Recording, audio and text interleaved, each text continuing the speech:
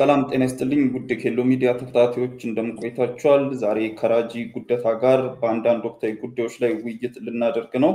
ራጂ እንግዲህ ቤተኛ ነው፣ አላስተዋወቃችሁም። በተደጋጋሚ ፕሮግራም ስንሰራ ቆይተናል። ከዚህ በኋላም በተደጋጋሚ አብራችሁን ታዩናላችሁ። በወቅታዊ ጉዳዮች ላይ አንዳንድ አስተያየቶችን ለመስጠት ብቅ እንላለን።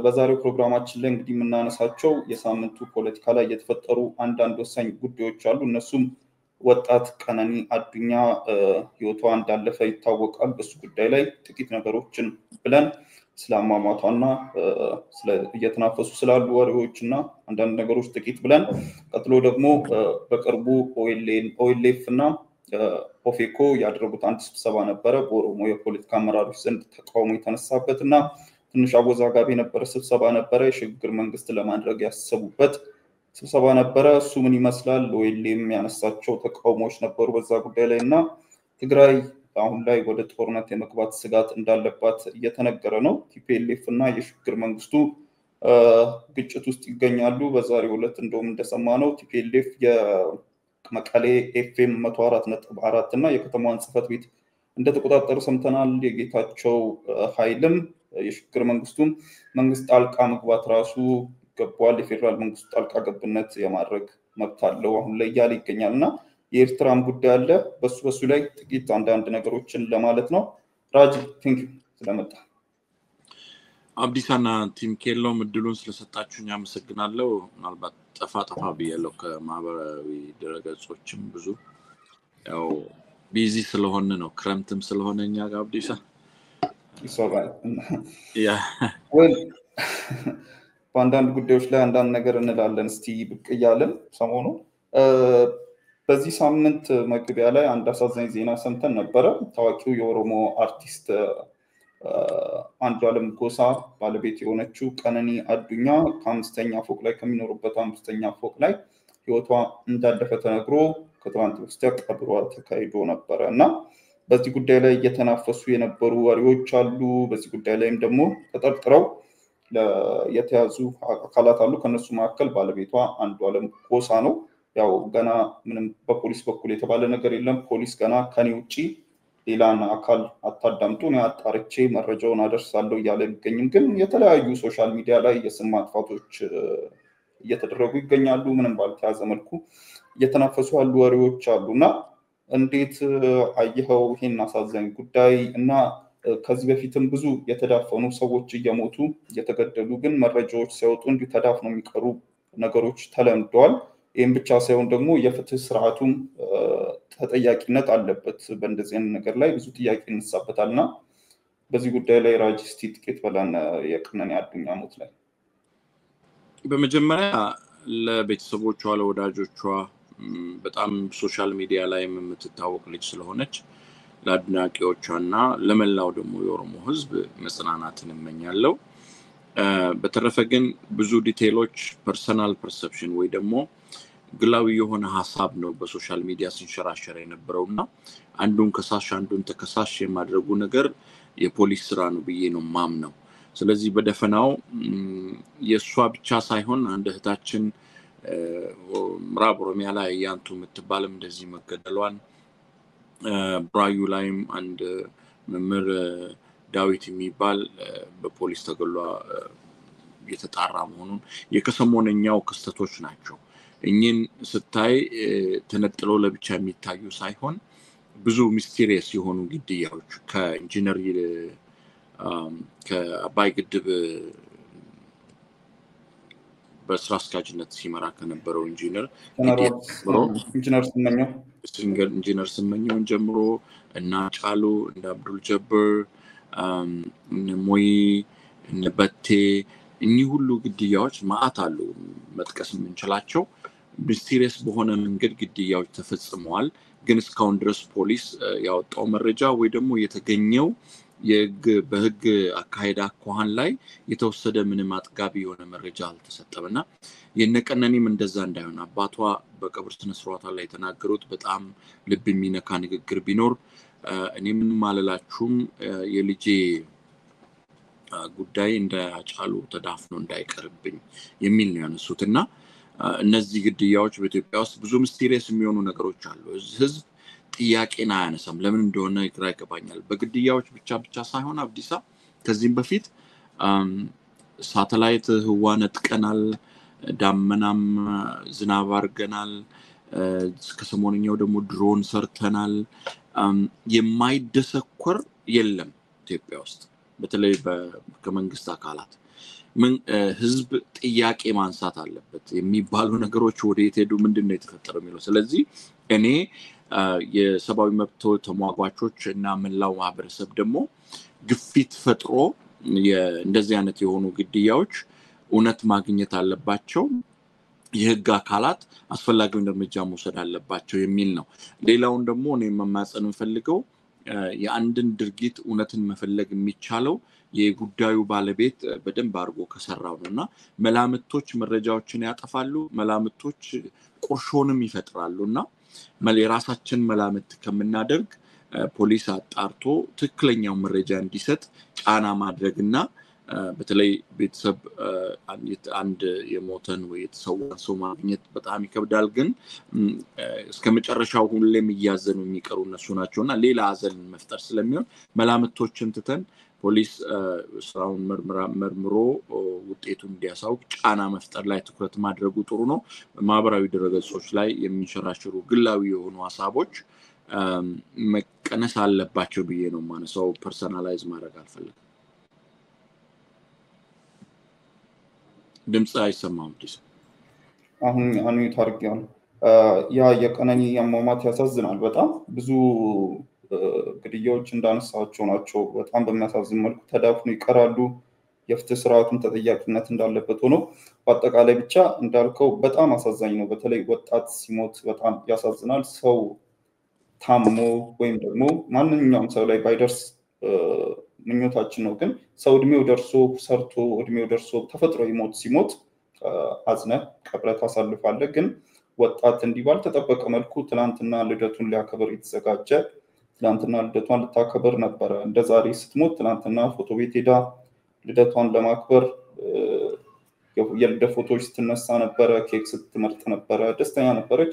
ቲክቶክ ራሱ እየጨፈረች ስትለቅ የነበረች ልጅ በነጋታው ግን ከአምስተኛ ፎቅ ላይ በልደቷ ቀን ራሷን ፍትፍታ ሞተች። በሌሊት 10 ሰዓት ሲባል በጣም ነው የሚያመው፣ በጣም ነው የሚያሳዝነው። ከጓደኛው ጋር የተጻጻፉትም አንድ ቴክስት ተብሎ ተለቆ ነበረ። እውነትነቱን ባናረጋግጥም ግን ራሷን እንደጠላች ራሷን ማጥፋት ትፈልግ እንደነበረ ደስተኛ እንዳልሆነች ህይወቷ ችግር እንዳለበት እያወራች ነበረ። የሁላ ነገር ይሆናል። ግን በቅርቡ ያሉ ሰዎች ለዚህ ነገር ሶሉሽን ሳይፈጥሩላት በዚህ መልኩ ማለፏ ያሳዝናል። ለኦሮሞ አርትም በኦሮሞ ሞዴሊንግ ላይ የምትሰራ የነበረች ልጅ ነች። ብዙ ነገር መስራት ትችል የነበረች ልጅ ነች እና በጣም ልብ የሚሰብር ነገር ነው። እንዳልከው መጽናናትን እንመኛለን ለቤተሰቦቿ፣ ለአድናቂዎቿ ሁሉ። የእሷንም ነፍስ ፈጣሪ ማረው።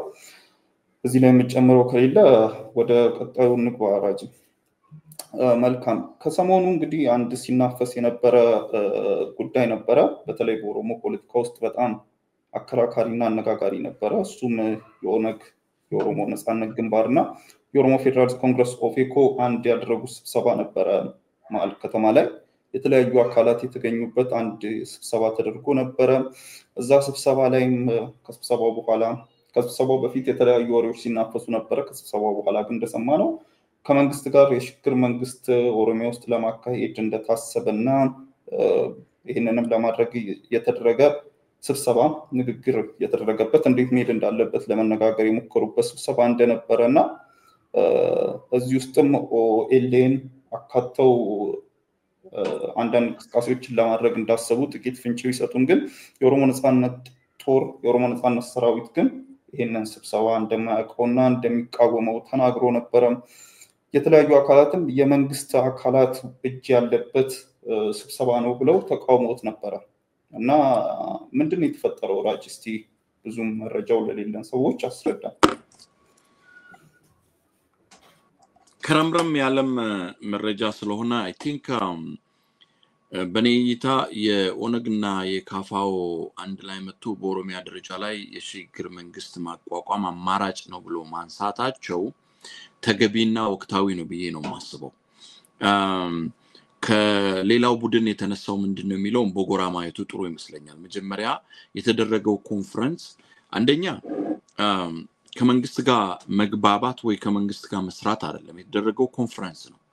ኦሮሞና ኦሮሚያ ላይ ያለው ጉዳይ አሁን ያለበት ኦሮሚያ ያለችበት ጉዳይ አሳሳቢ ስለሆነ ይመለከተናል፣ የምንታገልለት ህዝብ ጋር መወያየት አለብን ብለው እነዚህ ድርጅቶች አንድ ላይ መምጣታቸው ከዚህም በፊት በኢትዮጵያ አውድ ውስጥ የሚንቀሳቀሱ የተቋሚ ፓርቲዎች አንድ ላይ መጥተው ከብልጽግና ወይ ደግሞ ከገዢው ፓርቲ የበለጠ አማራጭን አላመጡም፣ ከመግለጫ ማውጣት የባሰ ምንም አላደረጉም ብለን ስንኮንን ነበርና የወሰዱት እርምጃ መጀመሪያ ነው ወቅታዊና ተገቢና ሊደነቅ የሚገባ ነው ብዬ ነው ማነሳው። ከዛ ሌላኛው ኦነግና ካፋኦ የተለያየ የፖለቲካ አይዲዮሎጂ ያላቸው ድርጅቶች ግን በኦሮሞና በኦሮሚያ ጥያቄዎች ላይ አንድነትን መፍጠር የሚችል የጋራ አጀንዳን ማምጣት የሚችል አውድ ውስጥ ነው ሲንቀሳቀሱ የነበረው። ያንን ደግሞ ወደ ውህደትና ሌሎች ኃይሎች ላይ የኦሮሞ ኃይሎች በአንድ ካምፕ ላይ እንዲሆኑ ህዝባዊ ጥያቄዎች ነበሩ። ስለዚህ የኦነግ አመራርና የካፋው አመራር በአንድ ላይ ከቀድሞ ከነበረው የሁለትዮሽ ግንኙነት የበለጠ አብሮ መስራት እንዲያመች የህዝባዊ ጥያቄዎች መቅደም ስላለባቸው በኢትዮጵያ የፖለቲካ ባህልና በኦሮሞ ካምፕ የፖለቲካ ባህል ውስጥ መቀየር አለበት አንድ ነገር አለ። እሱ ምንድነው? ፖለቲካ ፓርቲዎች የራሳቸውን አጀንዳ ያራመዱ ቢኖሩም የፖለቲካ ፓርቲዎች ከህዝባዊ ጥያቄ በላይ መሆን የለባቸው። የህዝብ ሐሳብና የህዝብ ጥያቄ ፖለቲካ ፓርቲ መብለጥ መቻል አለበት። የህዝብ ጥያቄና የህዝብ ሰቆቃ የፖለቲካ ፓርቲ አመራርን መብለጥ መቻል አለበት። ያ ህዝባዊ የሆነ ጥያቄ ስለነበረ ኦነግና ካፋው አንድ ላይ እንዲሰሩ ጫናዎች ነበሩ። ለምን በኦሮሞ የፖለቲካ የነጻነት ትግል ሂደት ውስጥ አንኳር የሆኑ ሮል የነበራቸው አንጋፋ የሆኑ ድርጅቶችና እንዳውም በክልል ወይ ደግሞ በብሔር ደረጃ ሳይሆን አገራዊ ፓርቲዎች ናቸውና እኚህ ለኦሮሚያ አይደለም ለኢትዮጵያም ልባት ሊያመጡ የሚችል የፖለቲካ ፕሮግራም ያላቸው አልፎም በአፍሪካ ቀንድ ሰላማዊ ማምጣት የሚችሉ ድርጅቶች ናቸው። በተለይ ኦነግ በ60 ዓመት የትግል ሂደት ውስጥ ያካበታቸው ልምዶች የከፈላቸው መስዋዕትነትና የያዛቸው አጀንዳዎች አራማጅ ናቸው። ይሄ ኤክስፔክትድ የሚደረግ ነውና ህዝባዊ ጫናዎች ስለነበሩ እኚህ ኮንፈረንሶች ተደርገዋል። ኮንፈረንሱ ደግሞ ከመንግስት ጋር መግባባት አይደለም የተደረገው፣ ከህዝብ ጋር ወቅታዊ ጉዳዮች ላይ የተደረጉ ውይይቶች ናቸው። ምናልባት በዛች ሀገር ውስጥ ገዢ ፓርቲ ነኝ ብሎ መንግስት መስርቶ የሚኖረው የብልጽግና ፓርቲ ያለ በዛ አውድ ውስጥ የምትንቀሳቀስ ከሆነ ከመንግስት ዕውቅና ውጪ የምታረገው ነገር የለም። ሴኩሪቲውን መጠበቅ መቻል አለበት። የመሰብሰብ ፍቃድን መስጠት የሚችል ማሳወቅ ያለብህ በምርጫ ቦርድ ተመዝግበው ነው የሚንቀሳቀሱት ሁለቱም ድርጅቶች። እኚህ ሂደቶች ሊኖሩ ይችላሉ። እኔ በበኩሌ የስብሰባው ቀመር እየሰሩ የስብሰባው ባለቤት መንግስት ነው ምናምን የሚባለውን አልቀበለውም። ለምን በተለይ የተሳተፉት የሲቪል ሶሳይቲዎች የመንግስታዊ ያልሆኑ ተቋማት የሃይማኖት አባቶች እኚህን በሙሉ የፓርቲውና የመንግስት ደጋፊ አርጌ ማያቸው አይደሉም። ስለዚህ የተደረገው ኮንፈረንስ በጣም ወሳኝ አሁን ሰሜን ላይ የሚደረገው ንትርክ አማራ ክልል አካባቢ የሚደረገው ጦርነት ሌሎች አካባቢ የሚደረጉ ጦርነቶች በሙሉ መነሻቸው ከክልል ከተንቤን በረሃም ይሁን ከዳንግላም ይሁን ከሞጣ የሚደረገው ጦርነት ለኦሮሚያ ነው። ሁሉም ለ4 ኪሎ ነው። ስለዚህ ሰሜን ይዋጋል የሚዋጋለት ለኦሮሚያ ነው። ኦሮሚያ ላይ ሰላም ካልመጣ ኢትዮጵያ ሰላም ማግኘት አትችልም። ኦሮሚያ ላይ ግን ሰላምን ለማምጣት አንጋፋ ፓርቲዎችና የህዝቡን የትግል አቅጣጫ ሲመሩ እዚህ የደረሱት መስዋዕትነትም የከፈሉበት እንደ ኦነግና እንደ ካፋው ያሉት ግንባር ቀደም ሆነው መንቀሳቀስ ስላለባቸው ነው ያ ኮንፈረንስ ተደረገው። በኮንፈረንሱ ላይ ኦነግ እንደ ድርጅት መግለጫ ሰጥቷል፣ አመራሩን መግለጫ ሰጥቷል። ያደረግነው ህዝባዊ ውይይት ነው። በህዝባዊ ውይይታችን ደግሞ ለህዝባችን ይበጃል ያልነውን አቋም ነው ያስቀመጥነው። ይሄ ነው አቋማችን ነው የሚለው። እኔ አቋሙ ላይ ምንም የሚጻረር ነገር የለኝም። ለምን መሆን ያለበት ስምምነት ሳይሆን ወይ መግባባት ሳይሆን ተግባብቶ መካካድን እየመጣ በዛች ሀገር ውስጥ ስለነበረ ኦነግ ላይ ከዚህ በፊት የደረሱ ነገሮች አሉ ከ90ዎቹ ጀምሮ 2018 ጀምሮ የተደረጉ ነገሮች አሉ ስለዚህ እነዛን ለማጥፋት የሚቻለው ኮሌክቲቭ የሆነ ሁሉን አቀፍ የሆነ የሽግግር መንግስት ኦሮሚያ ላይ ማቋቋም ሶሉሽን ይሆናል ኦሮሚያ ውስጥ ሰላም እንዲመጣ ይሄንን ማድረግ አለብን የሚል ሐሳብ ነው ያስቀመጡት ስለዚህ ይሄ ሊደገፍ ይገባል ነው ለምን ተነቀፈ የሚለውን የኦሮሞ ነጻነት ሰራዊት ጋር ያነሳው አለ ኦሮሞ ነጻነት ሰራዊት የዲያስፖራ ላይ ያለው ደጋፊው ተቃውሞን ያሳየው እንጂ ለሌላኛው ነቀፋ አልለው አንዳንድ ቦታ ላይ ስጋትን ያነሱት መንግስት ስልጣን ላይ ያለ ምንም ጉልበት ሳይኖራቸው አመራሩም እየታሰረበት ኦነግና ካፋው በዚህ ውይይት ውጤት ሊያመጡ አይችሉም የሚል ስጋት ነው ያየውት ከዛ ባሻገር ደግሞ የመንግስት ጣልቃ ገብነት ይኖረዋል የሚል ጥርጣሬ አለ የሚል የሚነሳል ከዚህም ደግሞ መገለጫውን ለመግለጽ ሲሞክሩ ኤክስፐንሶቹ ሃይ ናቸው ኦነግና ሌላው ማድረግ አይችልም ነው አሁን ስለ ኤክስፐንሱ ስለ ሌላው ነገር ድርጅቱ ነው መስጠት ያለበት የሆነ መልስ ለተነሱ ጉዳዮች ግን እንደኔ እይታ መቃወም ሳይሆን ውጤታማነቱን መጠራጠር ብዬ ነው ማነሳው ያን ደግሞ መሆን ያለበት አሁን እንካሰላምቲያን ላለማምጣት ሶስተኛ ሀገሮች ቢሳተፉበትም የኦሮሞ ነጻነት ሰራዊት አማራጭ አግኝቶ ሁለት ጊዜ ውይይት አድርጓል ያ ውይይት መንግስት በሚሸፍነው የአየር ክልል ውስጥ በመንግስት ዕውቅና ከመንግስት አመራሮች ጋር ውይይት አድርጓል ያ ውይይት ሲደረግ ኦነግም ይሁን ሌሎች ተቃዋሚዎች እንዲበረታታና ውይይቱ እንዲቀጥልና ውጤታማ እንዲሆን ነው ጫና ሲያደርጉ የነበረው አሁን ግን አገር ውስጥ አንድ ነገር አምናለሁ ነው በኦሮሚያ ላይ ሰላም እንዲመጣ ከአሜሪካው ጋር ከኖርዌይ ከማንኛውም ሶስተኛ ፓርቲ ሳይሆን ኦሮሚያ ላይ ሰላም ለማምጣት ኦሮሚያ ላይ ባለድርሻ አካላት ናቸው የመጀመሪያ አማራጭ ብዬ ማስበው ስለዚህ አንድ ላይ መጥቶ ውይይቱን መጀመራቸውን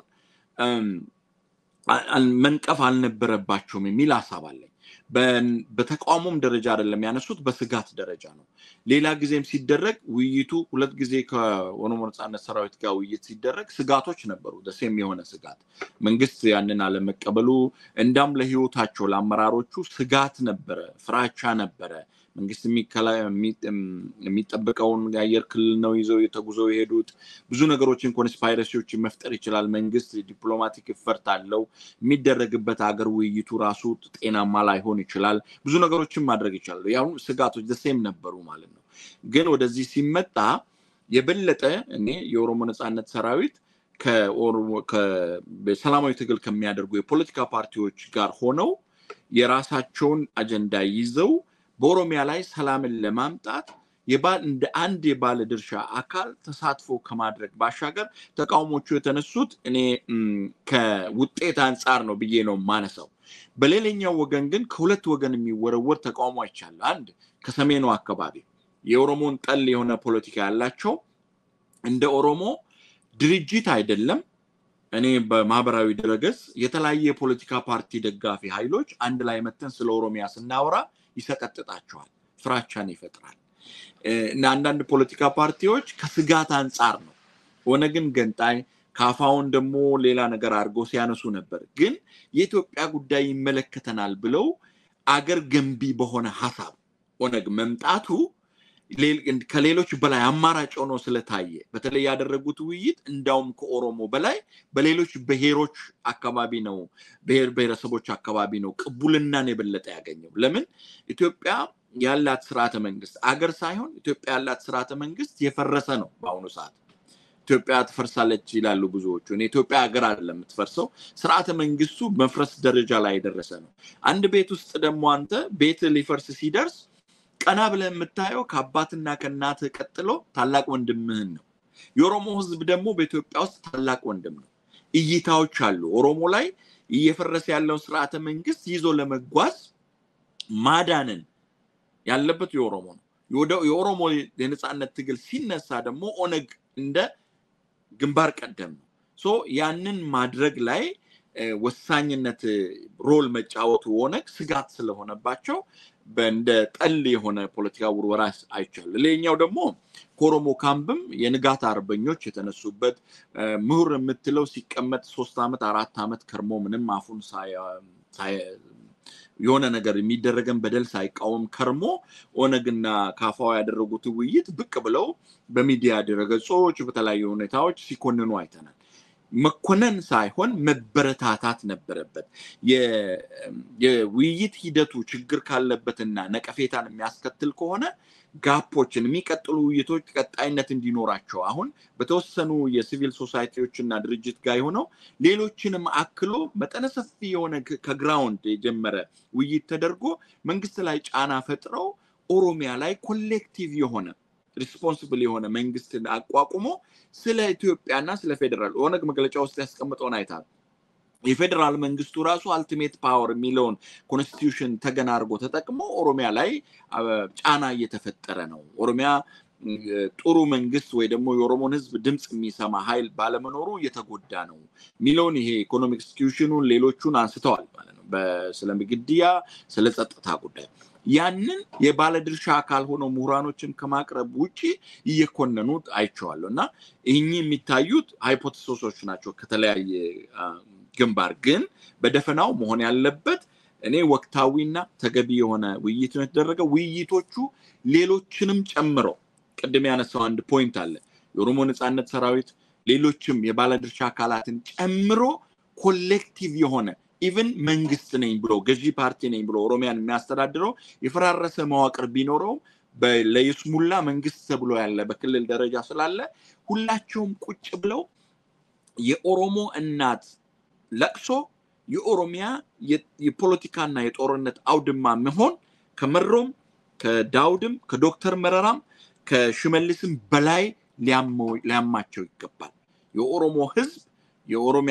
የኦሮሞ ህዝብና ኦሮሚያ እንደ ሀገር ያለችበት ሁኔታ የሁሉንም እይታ ከማንም ከፐርሰናሊ ጎም ከምንም በላይ የኦሮሞ እናት ለቅሶ ሁላቸውንም ስለሚበልጥ አንድ ላይ መጥቶ ውይይት እንዲያደርጉ ጫና መፍጠር ነው የሚገባን እንጂ ያንን ጫና እንዳይፈጠር የሚደረጉ ትንኮሳዎቹ አንዳንድ ነገሮችን አልጋራቸውም።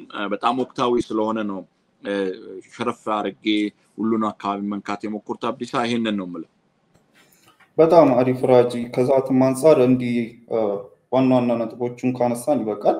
ዲቴሉ ላይ ሌላ ጊዜ በደንብ መወያየት እንችላለን። እንደ አጠቃላይ የኢትዮጵያ ፖለቲካ ደግሞ አሁን አጠቃላይ ስጋት የሆነ አንድ ሌላ ጉዳይ አለ። እሱም የትግራይ ጉዳይ ነው። ኢንፋክት የትግራይ ጉዳይ ብቻ ሳይሆን የኢትዮጵያና የኤርትራም ጉዳይ በራሱ ተያያዥ ስጋት ሆኖ በጣም እያነጋገረ ይገኛል። አሁን ሚዲያውን የተቆጣጠረው እንደውም እሱ ነው። ከሰሞኑ እንግዲህ ትንሽ ቆየት ያለ ቢሆንም እያደር የመጣ ቢሆንም ግን የቲፒኤልኤፍ ኃይል የህወሓት ዶክተር ደብረጽዮን ገብረሚካኤል የሚመራው ቡድንና በጌታቸው ረዳ በጊዜያዊ አስተዳደሩ ፕሬዝዳንት ጌታቸው ረዳ የሚመራው ቡድን ትንሽ ከረምረም ያለ ጸብ ውስጥ ከገቡ ቆይተዋል። የስልጣን ሽኩቻ የሚመስል ነገር ነበረ።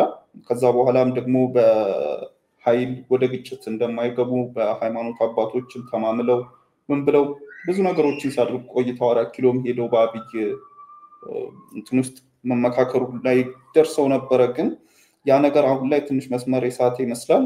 በጌታቸው ረዳ በአመራሩ መካከል የተባረሩ ኃይሎች ነበሩ። ትንሽ ከተማው ላይ ችግር እየፈጠሩ ግጭቶችን እየመሩ የነበሩ አመራሮችን የማባረር ጉዳይ ነበረ። ከዛ በኋላ በዛሬው ዕለት ደግሞ እንደሰማነው አቶ ጌታቸው ረዳ አዲስ አበባ ነው ያሉት። አዲስ አበባ መግለጫን እየሰጡ ነበረ። የተለያዩ ውይይቶችንም እያደረጉ ነበረና በዚህ መካከል የደብረጽዮን ገብረሚካኤል ቡድን የዶክተር ደብረጽዮን ቡድን መቀለ ላይ የመቀሌን ኤፍኤም 104.4 እንደተቆጣጠረ እና የከተማዋን ጽህፈት ቤት እንደተቆጣጠረ ሰምተናል። እና ይሄም ትንሽ አስጊ ይመስላል። የከተማው ህዝብም ስጋት ገብቶበት ከባንክ ገንዘቡን እያወጣ የሚገኝበት ሁኔታ ላይ ነው ያለው። ወደ ጦርነት የሚገባበት ስጋት እንዳለ ግልጽ የሆነ ይመስላል።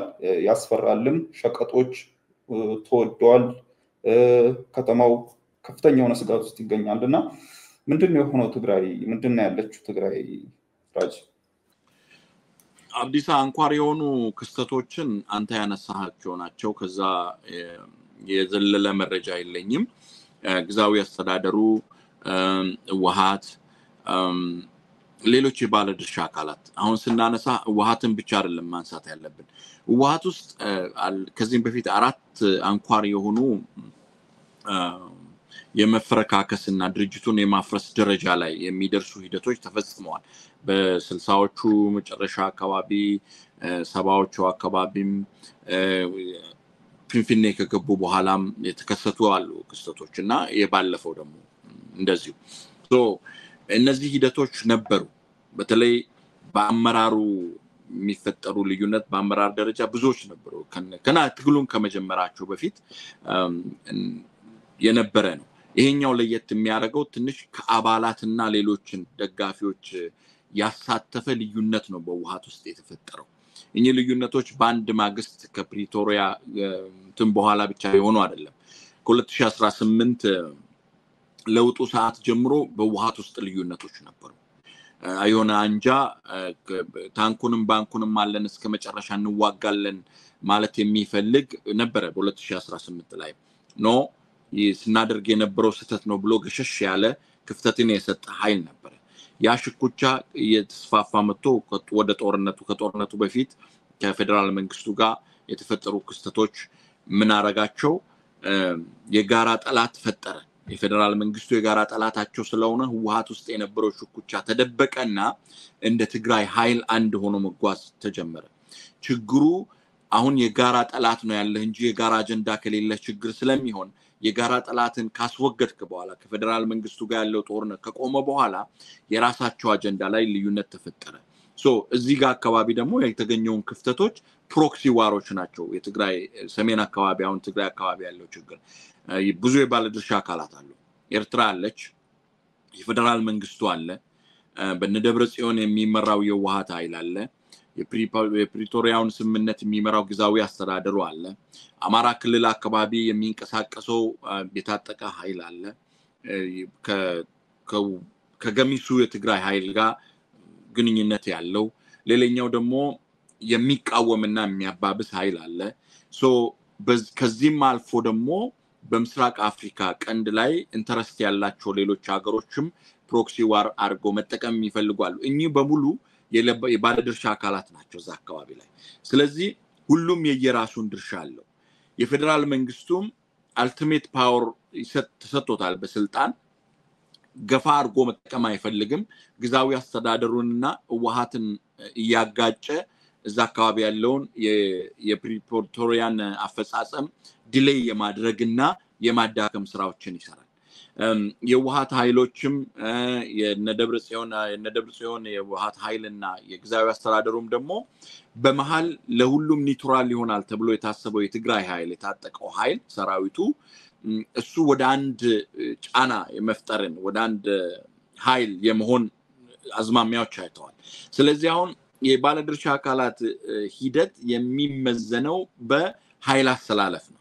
አሁን የኃይል አሰላለፉ ወዴት ይኬዳል ነው። የሰራዊቱ ላይ እርምጃ ወስዷል ግዛዊ አስተዳደሩ።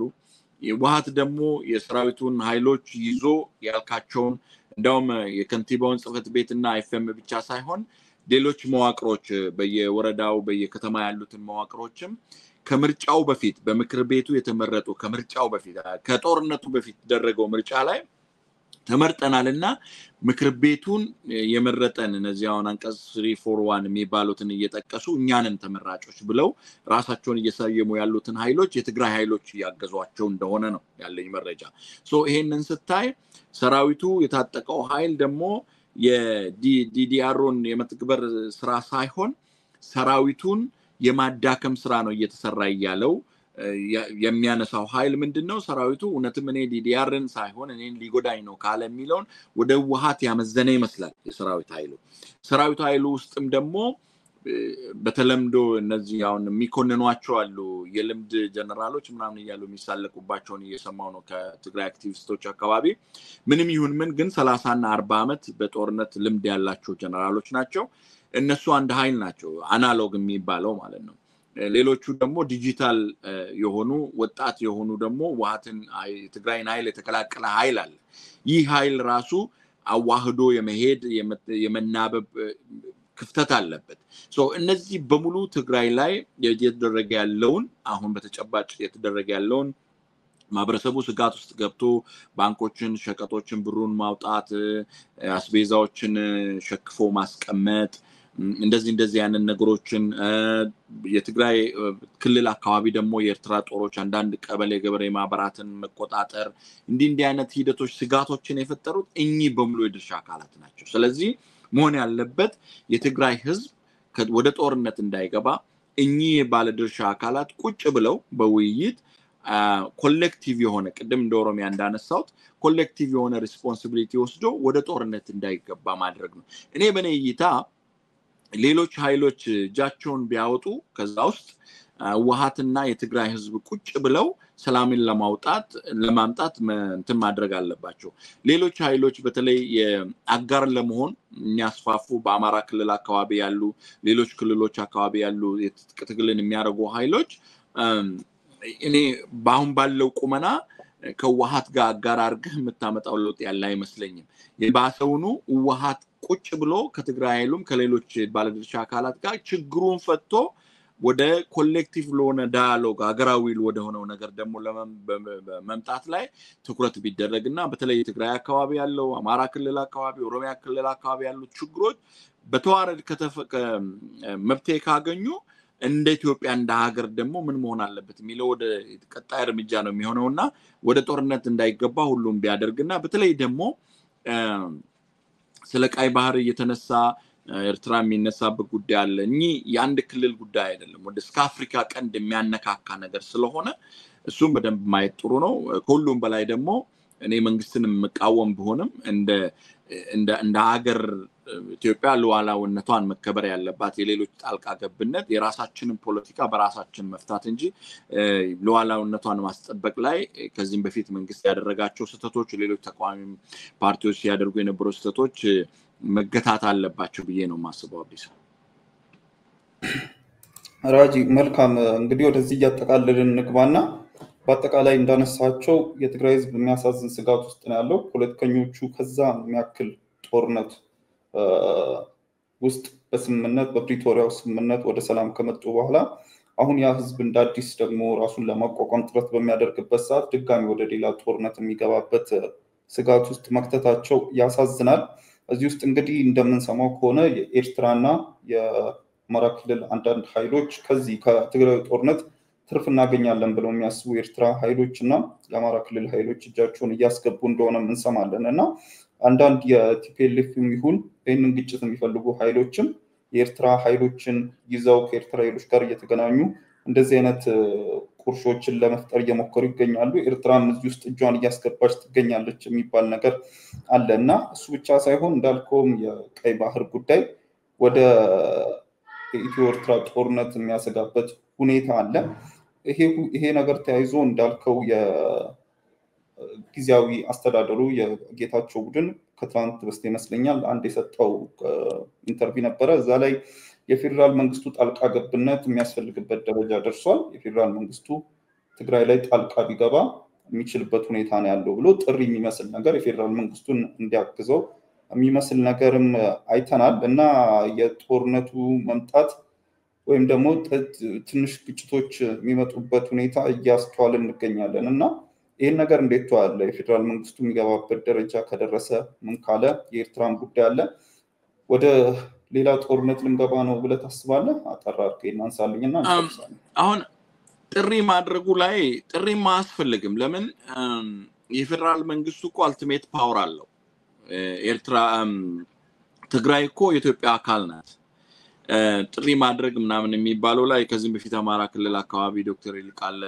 እንትና አንስተው ነበርና አሁን የፌደራል መንግስቱ ጣልቃ መግባትነት አልቲሜት ፓወር አለው ፌደራሉ አሁን ችግሩ የፌደራል ሲስተሙን በህግ በሆነ መንገድ ወደ ስራ እንዲቀየር አለማድረግ ላይ ኢትዮጵያ ውስጥ የነበረ ባህል ነው ዋሃት ለራሷ ያደረገችው ነው ያገኘችው ይሁንና እኔ እንደኔ እይታ ኮንስፓይረሲውን ቁጭ ብለን ካየን እስካሁን የተደረጉ ክስተቶች ፌደራል መንግስቱ ጣልቃ እንዲገባ የሚያስደርጉ ብዙ ነገሮች ተደርጓል ከአመትና እንዳው ሙይቱ ተደርጎ ስምምነቱ ተደርጎ ብዙም ሳይከርም ነው ችግሮች መፈጠር የጀመሩት ያንንም ማድረግ ይችል ነበር ፌደራል መንግስቱ ራሱ ቅድም እንዳነሳውልህ ፕሮክሲ ዋር ነው የሚፈልገው ግዛዊ አስተዳደሩን እየደጎመ የዋሃት ኃይልና የግዛዊ አስተዳደሩ ኃይል የሚደረገው ፍትጊያ ለሱ የፖለቲካ ሽያጭ ነው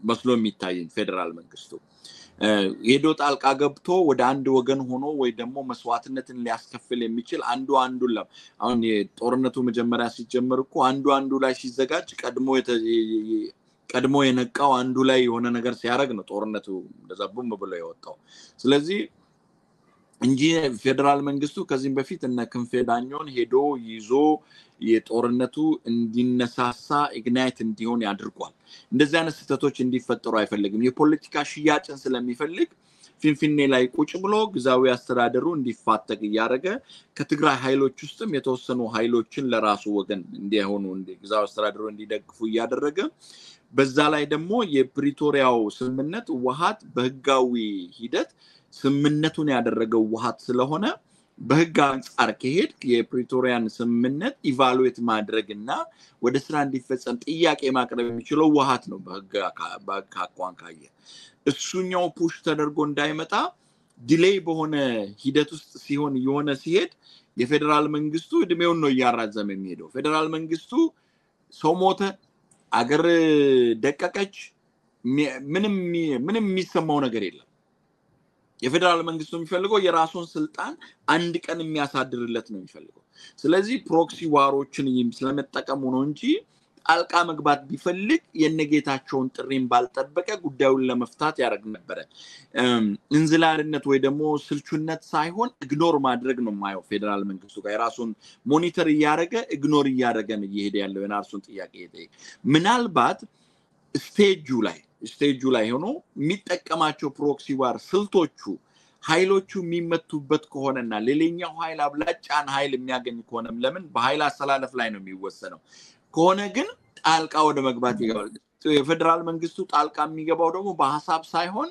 በጦርነት ነው ላይክ በጉልበት ነው ያ ኢግናይት ያደርገዋል ጦርነቱን ስለዚህ የፌደራል መንግስቱ ያንን ከተጠቀመ ጦርነት ሊነሳ ይችላል ግን ጦርነት እንዳይነሳ ሁሉም የባለ ግዛዊ አስተዳደሩ ቂጡን ፌደራል ኃይሉ ላይ አስሮ ሌላውን የዋሃት ኃይል የሚያደርግ ከሆነ at the end of the day ሰለባው አብሮም ይጨባበጣል አብሮም ነገ ወንበር ላይ ሊቀመጥ ይችላል የሚጎዳው የትግራይ ህዝብ የሚሰዋው የትግራይ ወጣት ቁጭ ብሎ የማይገባና ውጤት ወደማያመጣ ጦርነት መግባት መቻል የለበትም የፌደራል መንግስቱ ለፌደራል መንግስቱ የሚዋጋው ኃይል ከዚህም በፊት ጀነራል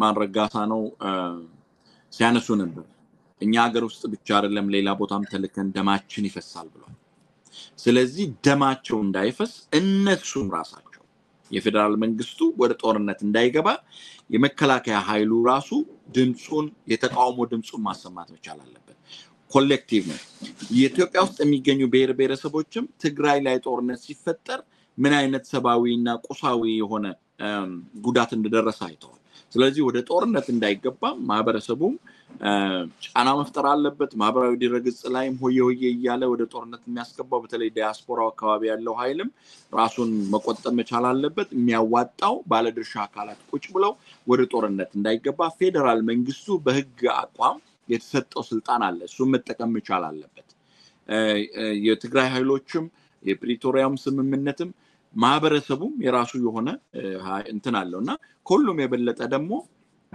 እነዚህ ባህላዊ የሆኑ ችግር የመፍታት ሂደቶች በኦሮሞ ማህበረሰብ አካባቢ በጣም ይታወቃሉ ጃርሱማ ምንላቸው እና የትግራይ የእምነት አባቶች ሌሎች ተቋማትም የሚጠበቀባቸው ሮል አድርገው እኔ ወደ ጦርነት ባይገባ ጥሩ ነው ብዬ ነው ማስበው Thank you ራጅ ወደ ጦርነት እንዳይገባ ሁሉም ነው ጥሩ ነው ብሎ የሚያስበው አንዳንድ የፖለቲካ አላማ ያላቸው ሰዎች ናቸው ጦርነትን ለፖለቲካ ትርፍ የሚጠቀሙበት እንጂ ህዝቡ ይጎዳል። የትግራይ ህዝብ በተለይ በጣም ደቋል ከጦርነት።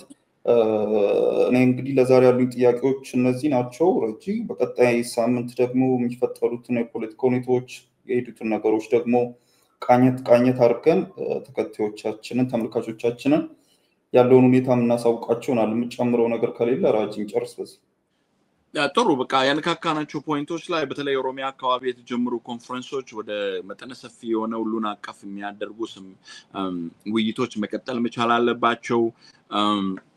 በተለይ ደግሞ የጸጥታው አካል ኦሮሚያ አካባቢ የሚንቀሳቀሱ የፖለቲካ ፓርቲዎች እንደዚህ የፖለቲካ ምህዳሩ ሰፋ ብሎ ጫና መፍጠር ላይ አንዳንድ ከወዲኛው መንደር የሚወረወሩ አሉ። ለምሳሌ ወነግ ስብሰባውን ሲያደርግ እነ ዳውድ ከመንግስት ጀነራሎች ጋር ውይይት ሲያደርጉ ነበር የሚባለው የሚነሱ አንዳንድ ነገሮች ትዝ ያለኛልና እንዳውም ገርሞኛል። እኔ ፊንፊኔ ላይ ቁጭ ብሎ ለዳውድ ሄዶ ጀነራሎቹ ማናገር ትልቅ ነገር መስሎ አይታየኝም ለኔ። ዳውድ ከኤርትራም ተሳፍሮ ሄዶ ራሻ እነ ጀነራል ኃይሉ ለትምህርት በወጡ ጊዜ በድብቅ ከኤርትራ ወጥቶ ራሻ ሄዶ ከጀነራሎች ጋር ውይይት አድርጎ እንዴት አድርጎ ትግል ማድረግ እንደሚቻል ነድፎ ሰጥቷቸው ነው በ2006-7 አካባቢ ያ ሁሉ ሰራዊት ወደ ወለንግ ዲፌክት የሆነውና ዋናው ነገር የኦሮሞን ጥያቄም የኦሮሞን ጉዳይም መፈጸም ያለባቸው ከኦሮሞ አብራክ የወጡ ልጆች ስለሆኑ በመንግስት ውስጥ ያለውም በሌሎች የጸጥታ አካላት ውስጥ ያሉትም አንድ ላይ ሆኖ ኦሮሞ ጥያቄም በዚህ ትጥቅትግል መመለስ አለበት ብሎ መሳራውን አንግቦ እየታገለ ያለው የኦሮሞ ነጻነት ሰራዊትም አንድ ላይ መጥቶ ስለ ኦሮሞና ኦሮሚያ መወያየቱ መቀጠል መቻል አለበት። አገራዊ በሆኑ ጉዳዮች ላይ ደግሞ የኦሮሞ ህዝብ በዛች ሀገር አንጋፋ እንደሆነና የግብአቶቹም የጦርነቱም ግብአት እንዳይሆን የጦርነቱም አውትካሙ ላይም ተጎጂው የኦሮሞ ህዝብ ስለሚሆን ወደ ጦርነት እንዳይገባ ሁሉም ነገር ላይ መሳተፍ አለባቸው ነው የሚለው። አዲስ አድሉን ስለሰጠኝ አመሰግናለሁ። ቀጣይ ደግሞ ምናልባት በወቅታዊ ጉዳዮች ላይ ቀርበን የራሳችን ሐሳብ የምንሰጥበት ጊዜ ሊኖር ይችላል። እስከዛ ድረስ ግን ሰላም ሰንብትልኝ። ቴንክ ዩ በጣም ራጂ። ውድ ተመልካቾቻችን በዛሬው ዕለት ከራጂ ጉደታ ጋር ያደረግነው ቆይታ የሚመስል ነበር። አብሬያችሁ የነበርኩት እኔም አብሳ ደፋር ነበርኩ። ከሌሎች የኬሎ ሚዲያ ፕሮግራሞች ጋር መልካም ቆይታን እየተመኘን የዛሬውን በዚያ በቃን። መልካም ጊዜ።